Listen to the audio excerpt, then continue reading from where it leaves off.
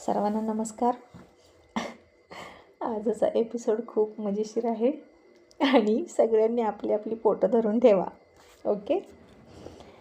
तर राणी आणि रोहित भाऊबीज करण्यासाठी तिच्या माहेरी गेले होते आणि रोहित रूममध्ये कपडे बदलत असताना राणी बाहेर का आली असा प्रश्न आईला पडला आणि आई नाराज झाली. आणि राणीच्या लक्षात आलं की आई का नाराज आहे. त्यात दरवाजाची कडीसुद्धा तुटली होती आणि रोहित म्हणाला, राणी अगं या दरवाजाला कडीसुद्धा नाही, आता कसं झोपणार.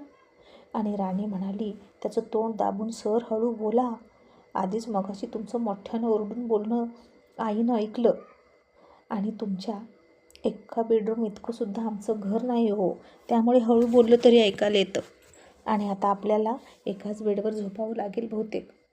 तसा रोहित हादरला आणि म्हणाला, मी आणि एका बेडवर तुझ्यासोबत? नाही नाही राणी, हे शक्य नाही, मी हे करणार नाही. आणि राणी म्हणाली, सर आता दुसरा पर्याय आहे का? इथे जर आपण खाली वर झोपलो आणि दरवाजा उघडाच असणार आणि ते आईनं बघितलं तर माझ्या आईला किती वाईट वाटेल. आणि रोहित म्हणाला, राणी काय वाटायचं ते वाटू दे तुझ्या आईला, पण मी नाही बाबा, मी तुझ्यासोबत बेड शेअर करणार नाही आणि झोपणारसुद्धा नाही. माझा तुला झोपेमध्ये टच झाला तर? आणि तुला चालणार नाही ना ते? राणी म्हणाली, सर आता आपण एकमेकांना टच करतो ना, काय नाही होणार, सवय झाली आता तुमच्या टचची. आणि रोहित त्याचा आवंढा गिळत म्हणाला, नाही नाही, आणि टचपेक्षा आणखीन थोडं पुढं काही झालं तर? नको, रिस्क नको. राणी म्हणाली, सर तुम्ही मॅच्युअर आहात, मी सुद्धा मॅच्युअर आहे, असं कसं काही पण होईल हो मनात असल्याशिवाय? जर आपल्या मनातच काही नसेल ना तर काही होणार नाही. सर निदान आईची झोप लागेपर्यंत तरी आपल्याला एकत्र झोपावं लागेल आणि ना एक रात्र कसं तरी ॲडजस्ट करा ना, रोज रोज थोडीच हे करायचे. आणि रोहित मला, राणी मी इथे राहायचं ॲडजस्ट केलं, पण एकत्र झोपायचं नाही ॲडजस्ट करणार. त्यापेक्षा तू एक काम कर, मी इथं झोपतो, तू जा ना तुझ्या आईसोबत, आजच्या रात्री झोप ना, आईशी तुझ्या गप्पा मार आणि म्हण, आई मला तुझी फार आठवण येते, आणि झोप तिकडंच बरं का. आणि आता राणी तिची इकडे लग्नाची फिलॉसॉफी सांगत म्हणाली, सर अहो नवीन लग्न झालेली जोडपी एकमेकांना सोडून झोपत नाहीत, तुम्हाला इतकं माहीत असतं ना, नवीन लग्न झाल्यावर काय काय असतं, हे असतं ते असतं. मग तुमच्या घरी तर मला सारखं सांगत असतात आणि ते सगळं करताना तुम्ही नवीन जोडपी करतात ती, मग हे कसं काय माहीत नाही. आणि हे बघा, तुमच्या घरच्यांना चांगलं वाटावं, त्यांचं मन राखावं म्हणून तुम्ही माझ्याकडून काय काय करून घेता की नाही? मग माझ्या आईला असंच काळजीत राहू द्या का आपल्या नात्याविषयी शंका घेऊन? ते काही नाही, आपण एकत्र बेडवर झोपूया म्हणजे झोपूया, हवं तर तुम्ही तोंड खाली घाला आणि माझं तोंड वर राहील. आणि आता रोहित म्हणाला, यार ही काय मुसीबत आहे. राणी त्यापेक्षा मी ना माझ्या घरी जातो, आपलं घर जास्त दूर नाही, मी चाललो. असं म्हणून तो निघाला. इतक्यात राणीनं त्याला पकडलं आणि म्हणाले, अहो जाताय कुठं? तुम्हाला खरंच माझ्या घरच्यांची काळजी नाही का? सर तुम्ही खूप स्वार्थी वाटताय बरं का. स्वतःच्या स्वार्थासाठी माझ्याकडून काय काय करून घेता, मला कुठे कुठे टच करता. काल पण माझ्या पोटाला टच केला, मी गरोदर आहे. खोटं कळलं तर तुम्ही तुमच्या घराण्याची किती काळजी केली, आणि त्या दिवशी नशेत तर कसले कसले घाणेरडे विषय काढले, मी बोलले का काहीतरी? असं राणी अल्लडपणात गाल फुगवून म्हणाली. आणि आता रोहितला शंका आली आणि म्हणाला, राणी आता बोल, आता खरं बोललीस ना तू, मग सांग मला मी त्या दिवशी काय केलं. नक्कीच मला डाऊट येतो की मी काहीतरी नशेत वेडं वाकडं केलं आहे, सांग मी काय बोललो होतो. आणि राणीनं आता डोक्यावर हात मारला आणि जीभ चावली आणि म्हणाली, जाऊ दे ना सर, मी माफ केलं तुम्हाला त्याबद्दल, पण माझं ऐका ना, आत्ता आपण एकत्र झोपूया आईला दिसण्यासाठी. आणि हट्टी रोहितने सुद्धा आता चंग बांधला आणि म्हणाला, याचा अर्थ नक्कीच काहीतरी आहे, तुला इतकं अस्वस्थ आणि अवघडल्यासारखं काय वाटते? आता तू मला खरं खरं सांग, तुला ना तुझ्या आईची शपथ आहे, आणि जर खरं खरं सांगितलंस ना तर झोपेन तुझ्यासोबत एका बेडवर, नाहीतर मी निघालो. आणि राणी आता खूप मोठ्या अडचणीत सापडली आणि म्हणाली, सर खरंच सांगू का? रोहित म्हणाला, हो खरंच सांग, मी चुकलो असेल तर माफी मागतो, तसंही त्याआधी मी खूप वेळा तुझी माफी मागितली आणि सॉरी म्हणालो, पण मी काय बोललो ते मला ऐकू दे. आणि राणीनं आता त्याच्याकडे पाठ फिरवली डोळे झाकून घेतले आणि म्हणाली, सर तुम्ही ना त्या दिवशी मला डोकं छापायला लावलं. आणि गप्प बसली. आणि रोहित हायसं वाटून म्हणाला, अच्छा फक्त डोकं चेपायला सांगितलं होतं ना, मग हरकत नाही. राणी म्हणाली, थांबा ना सर, अजून पुढे आहे. तसा रोहित अजून घाबरला आणि म्हणाला, आहेच का अजून? बरं बोल काय? आणि राणी पुन्हा डोळे झाकून म्हणाली, सर तुम्ही बुटाचे पाय घेऊन वर झोपलात आणि मी तुमचे बूट काढले. आणि हे ऐकून रोहित पुन्हा रिलॅक्स झाला आणि म्हणाला, हे सुद्धा नॉर्मल आहे. मग झालं ना आता, एवढंच केलं ना मी. आणि आता राणी खरं खरं सांगण्याचा तिसरा प्रयत्न करत म्हणाली, सर त्या दिवशी तुम्ही मला विचारलं की तू ब्रा घालतेस का? आणि हे ऐकलं तसं रोहितनंही त्याच्या कानावर हात ठेवले आणि खूप लाजिरवाणा होऊन म्हणाला, काय हे असलं विचारलं मी? शी बाबा. राणी तो मीच होतो का गं? आणि राणीनं आता त्याच्याकडे रागात बघितलं आणि म्हणाली, आता मी सगळं विसरले, जाऊ दे ते सगळं, पण प्लीज आत्ताचा हा प्रसंग निभावून नेऊया. आणि रोहित म्हणाला, पण तू मला माफ केलंस ना? आणि राणीनं झुरळ झटकावं तसं म्हणाली, केलं माफ केलं तुम्हाला, आता विषय काढू नका. आणि रोहितला खरंच लाज वाटत होती आणि उगीच ड्रिंक करून आलो, पुन्हा असं करणार नाही असं तो म्हणाला. आणि मग राणी बाहेर गेली. आई समोरून तिनं पाण्याचा तांब्या भरून घेतला आणि म्हणाली, आई अगं यांना रात्री तहान लागते ना, म्हणून पाणी घेतलं. आणि तू येतेस का आमच्यासोबत गप्पा मारायला? ये बेडरूममध्ये, असं ती मुद्दाम म्हणाली, म्हणजे आईला दिसेल ना दोघांच्या 2-2 उशा बेडवर. आणि राणीची आई राणीला थांबवत म्हणाली, राणी एक गोष्ट बोलू का गं? नाही म्हणजे माझ्या मनाचा हा भ्रम आहे की काय मला माहीत नाही, पण मगाशी तू बाहेर का आलीस? रोहित कपडे चेंज करत होते तेव्हा. आणि ते असं का म्हणाले की राणी आता माझं झालं, तू आत ये. राणी कुठले नवरा बायको असे करतात गं? आणि राणी घाबरली आणि म्हणाली, आई अगं आता काय सांगू तुला, आम्ही नवरा बायको असलं तरी रोहित ना याबाबतीत खूप लाजोळ आहेत. आणि ना इतरांच्या घरी तर जास्तच लाजतात. आता आम्ही दोघंही एकाच रूममध्ये असतो, जास्त वेळ तर तुला वाटलं असतं ना अवघडल्यासारखं. याचा विचार त्यांनी केला. ते दुसऱ्यांच्याही मनाचा खूप विचार करतात. तुझं आपलं काहीतरीच. आणि ना आम्ही सकाळी लवकर निघणार आहोत, जेवण आमच्या घरीच करू. आणि काय आहे ना माथेरानला निघालो आहे हनीमूनसाठी. गुड नाईट असं म्हणून राणी आतमध्ये आली आणि दरवाजा ढकलला आणि दरवाजाला कडी नसल्यामुळे फट राहिलीच. आणि त्या फटमधून कधीही कोणीही डोकावून बघू शकलं असतं की दोघे कसे झोपलेत.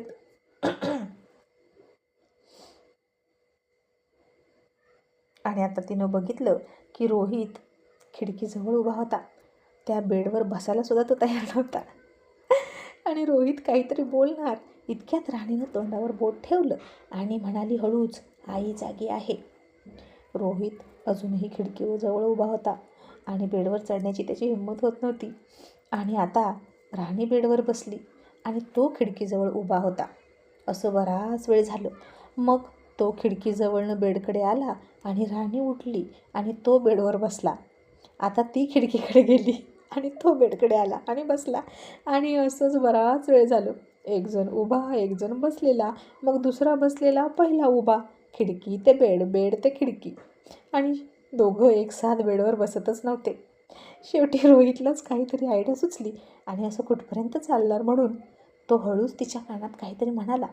आणि ते ऐकून राणी घाबरून म्हणाली, नाही नाही सर, असलं काही नको. रोहित म्हणाला, अगं थोडीशी बोलण्याची ॲक्टिंग करायची, फक्त ॲक्टिंग आहे, बोल ना फक्त थोडंसं रोमॅन्टिक, मग सगळा प्रॉब्लेम सॉल्व्ह होईल. तुझी आई पण खुश आणि आपणही सुटणार या प्रॉब्लेममधून. आणि मग राणी नाईलाजानं म्हणाली, ठीक आहे. मग आता रोहितनं डोळे झाकून तिचा हात पकडला आणि मुद्दाम तिच्या बांगड्यांचा आवाज केला. तसा बांगड्यांचा आवाज बाहेर आईला ऐकायला गेला. आणि राणी डोळे झाकून मुद्दामच रोमॅन्टिक आवाज काढून म्हणाली, सर हळू ना, दुखतोय माझा हात, झोपा बरं गप्प, हे आपलं घर नाही. आणि रोहित भिंतीकडे तोंड करून राणीकडे न बघता म्हणाला, राणी तुला माहीत आहे ना, मी तुझ्याशिवाय एकही रात्र नाही राहू शकत, म्हणून तर आलो इथं राहायला तुझ्यासोबत. आणि राणी दरवाजालाही कडी का नाही गं? आता मी तुझे कपडे कसे काढू? तसं राणीनं दचकून त्याच्याकडं बघितलं आणि रडायलाच लागली. आणि रोहितनं तिच्यासमोर हात जोडले आणि म्हणाला, फक्त ॲक्टिंग, दुसरा समज करून घेऊ नकोस. आणि राणीनं आता दुसरीकडे बघितलं. फार वाईट तोंड करून म्हणाली, सर्व कपडे काढायची काय गरज आहे, असाच रोमॅन्स करा, कुणीतरी बघेल ना. आणि मग रोहित म्हणाला, राणी रस्सी आहे का गं, म्हणजे आपण दरवाजाच बांधून टाकू कडीला आणि मग रात्रभर टेन्शन नाही, सकाळीच उघडू direct. Rani I love you, दे ना गं रस्सी. आणि राणीला इतकी लाज वाटत होती की त्याच रस्सीनं फास घ्यावा वाटत होता. आणि ती म्हणाली, थांबा कपाटात बघते. आणि सापडून राणीला सापडली परकरची नाडी. आणि रोहितनं त्या नाडीला हात लावताना 100दा विचार केला आणि जोरून पकडावं तसं ती चिमटीत पकडली. त्या नाडीने कशी तरी कडी लाकडी चौकटीला बांधूनच टाकली आणि मोठ्यानं हसून म्हणाला, राणी आय लव्ह यू, झालं काम, चल आता ये जवळ. आणि हे ऐकलं आणि बाहेर राणीच्या आईचे समाधानाने डोळे मिटले. आणि तिलाही तिचे तरुणपणीचे असेच दिवस आठवले, जेव्हा दरवाजाला कडी नसायची, तेव्हा राणीचे बाबासुद्धा असेच करायचे काहीतरी. तसं राणीनं आता आईकडं पटकन तिथली सतरंजी घेतली, जमिनीवर टाकली, उशी घेतली, त्याच्याकडे पाठ करून खांद्यावर पदर घेऊन झोपली. आणि बापरे, आज हे काय केलं आपण, म्हणून मनातल्या मनात रडत होती. आणि इकडे रोहितसुद्धा भिंतीकडे तोंड करून बेडवर झोपला, राणीकडे पाठ करून. आणि मी खरंच राणीला नशेत तसं विचारलं का, असं सारखं वाटून तो पश्चाताप करत होता.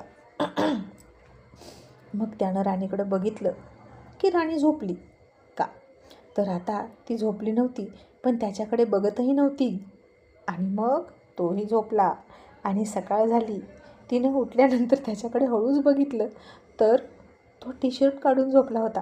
बहुतेक त्याला कपडे काढून झोपायची सवयच नव्हती. आणि इथे गरमसुद्धा होत असेल इतक्या थंडीतही. मग ती उठून सरळ सगळं जमिनीवरचं उचललं होतं तसं ठेवून दिलं, उशी बेडवर टाकली आणि बाहेर आली. आणि आणि आईकडे बघून लाजली आणि हसली. आणि तिच्या आईनं हळूच दरवाज्यातून बघितलं. अर्धा उघडा रोहित दिसला आणि आई समाधानानं हसली. आणि मग त्यांचं आवरलं, दोघेही निघाले. आणि आई म्हणायची, थांब जेवण करून जा. राणी म्हणायची, नको, पॅकिंग करायची आहे, उद्या आम्हाला निघायचं आहे. मग निघताना रोहितनं तिच्या भावासाठी खाऊसाठी खूप सारे पैसे दिले. आणि राणी म्हणाली, अहो इतके कशाला. आणि रोहित म्हणाला, असू दे, आता याच्यापेक्षा लहान आपल्या फॅमिलीत दुसरं कोणीच नाही. आणि आणखीन एक लहान येऊ शकतं बरं का, जर आपण बाळाचा विचार केला तर, असाही रोहित सावटपणे म्हणाला मुद्दाम आईसमोर. आणि नवरा बायकोचं नातं दाखवून दिलं. आणि राणीला पुन्हा टेन्शन आलं. मग तिच्या आईनं कसा का असेना हलका भारी रोहितला पोशाख केला, त्याचा मान आहे म्हणून. राणीला सुद्धा दिवाळीची साडी दिली. आणि आता आईला नमस्कार करून ते निघाले. आणि गाडीमध्ये जाताना राणीला खूप अवघडल्यासारखं होत होतं रात्रीच्या संभाषणाबद्दल. आणि तो म्हणाला, राणी रिलॅक्स, रात गई बात गई. आणि राणी म्हणाली, सर असला डायलॉग मारू नका, घाणेरडा.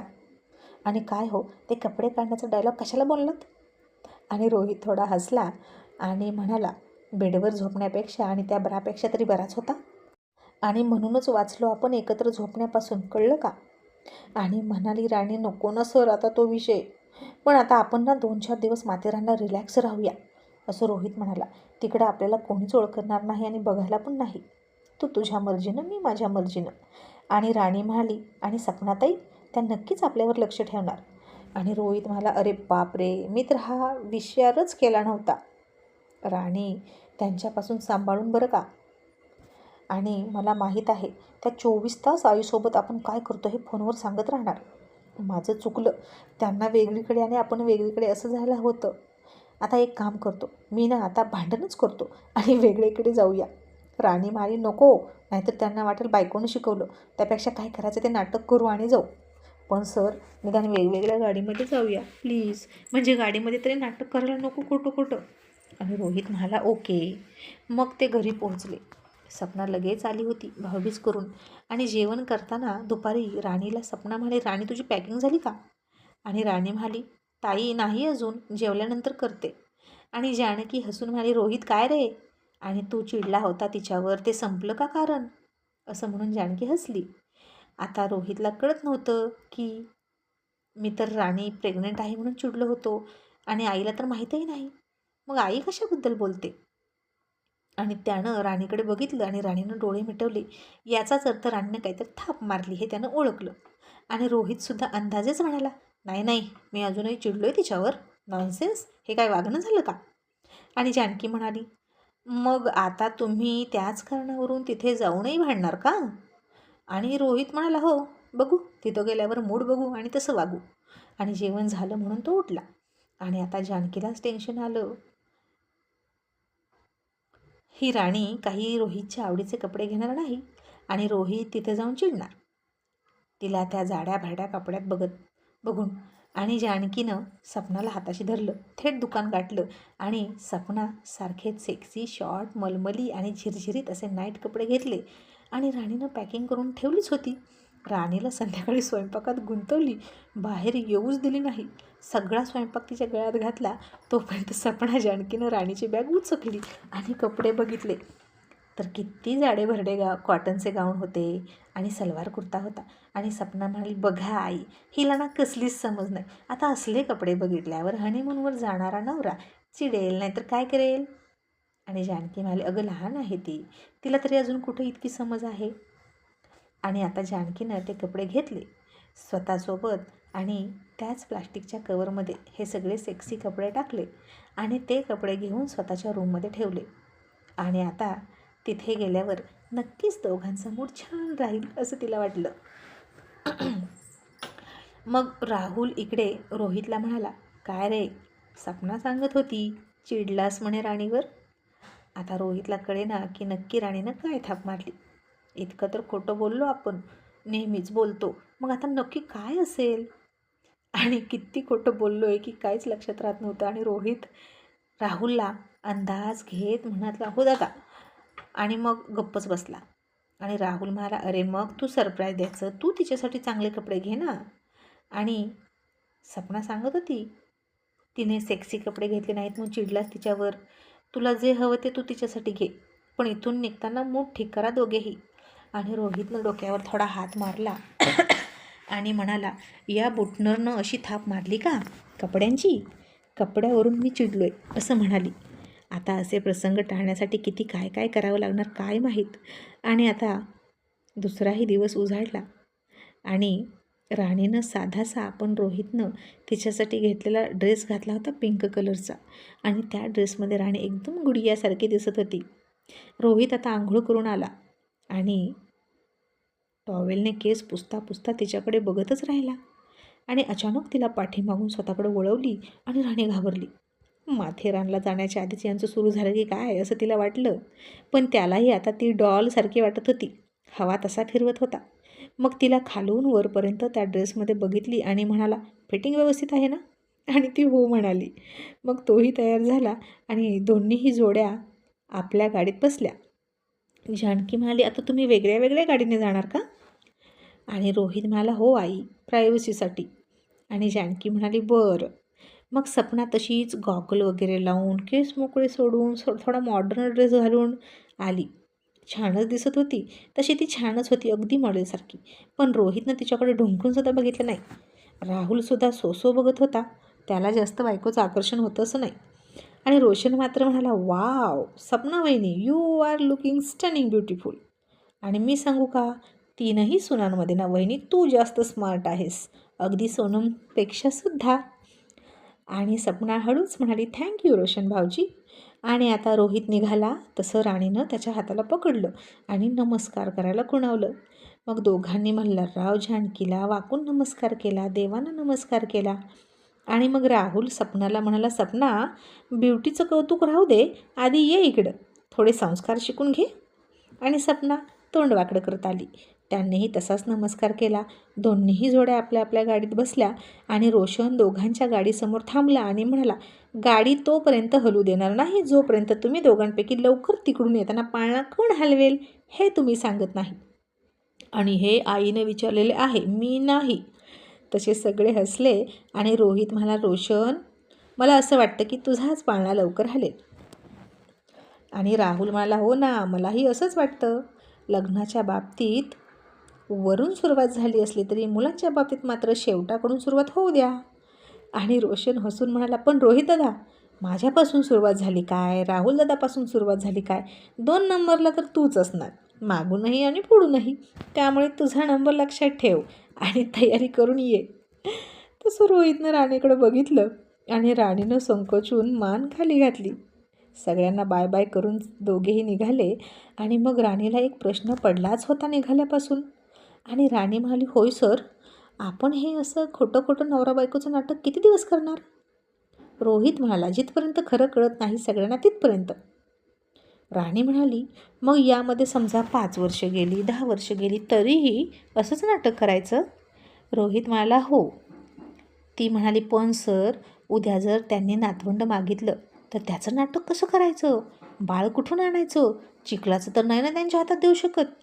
आणि हे ऐकून रोहितला टेन्शन आलं. त्यानं जागेवरच ब्रेक मारला. तशी पाठीमागून येणारी राहुलची गाडी त्याला धडकता धडकता राहिली. आणि राहुल मला, रोहित, अरे काय हे, अशी ड्रायव्हिंग करतोस का? अजून खूप लांब जायचं आपल्याला. आणि रोहित म्हणाला, सॉरी दादा. आणि पुन्हा त्याने टेन्शनमध्ये राणीकडे बारीक चेहरा करून बघितलं आणि बाळासाठी काय सोल्युशन काढावं असा विचार करत गाडी स्टार्ट केली. एपिसोड आवडला असेल तर लाईक करा. Thank you so much.